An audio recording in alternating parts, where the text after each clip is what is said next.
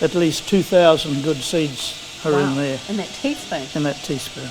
A teaspoon of seeds that would produce enough celery to feed thousands of families.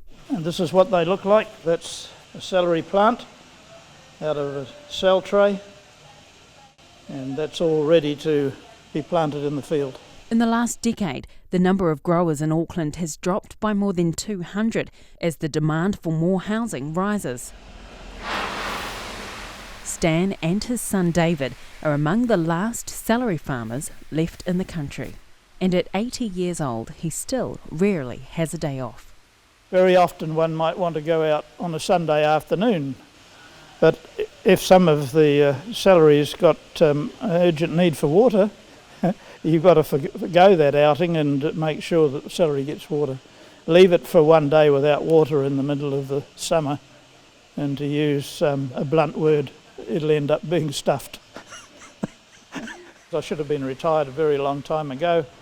The easiest thing is to die with your boots on. You don't have time to think about these things. The family farms 3 celery fields in Pukekohe, each field producing hundreds of thousands of celery heads a year. But making a profit has become increasingly difficult. The anti-plastic movement in supermarkets has cut out 20% of their product line. The city's housing crisis has added huge pressure to business. In recent years, the Auckland Council has approved more and more subdivisions in the Pukekohe area, and the land prices have skyrocketed. Because of the residential areas that are coming up, your rates have gone up, haven't they? Oh, of course, because the value of the land's gone up. I mean, the rate take may be fairly similar, but of course as values go up, that's what the rates are based on. So if you don't change the rate that's being levied and the value doubles, well, your rates will double. And of course that's reducing the profit that you're having. The profitability of a business, yes, and it can make it very expensive. Do you feel like you're being forced to give up? Well, we are in this situation, yes. In the decade up to 2014, about 10% of the horticultural land around Auckland disappeared under development. And as Stan's son David points out, in Pukekohe, a lot of that land has been Class 1 and 2 land, the most elite productive soils for growing produce. We've always known that has been on the cards.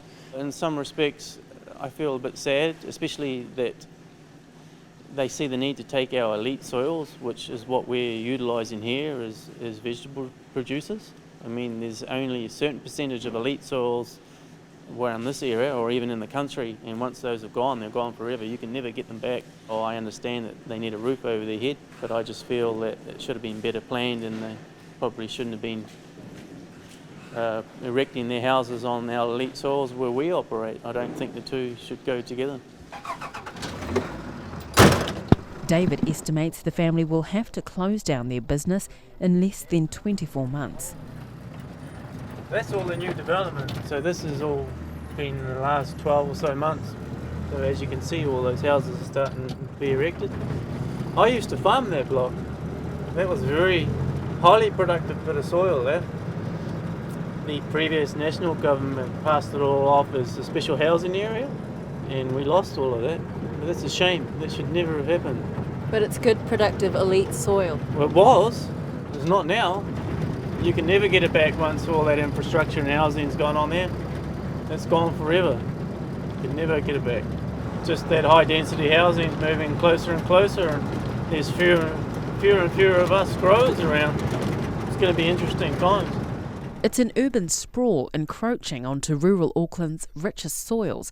Pukekohe is a food basket for New Zealand, the producer of a long list of greens and the only producer of very early season potatoes.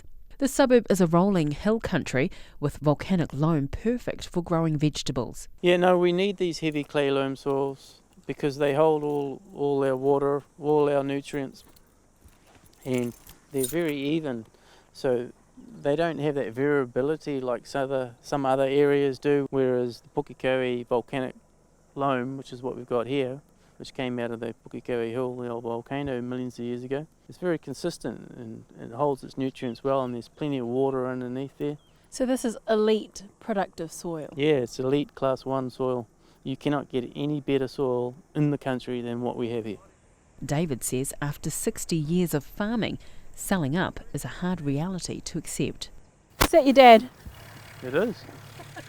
Looks like he's enjoying himself. He's probably getting ready to spray. So is he literally still working every day?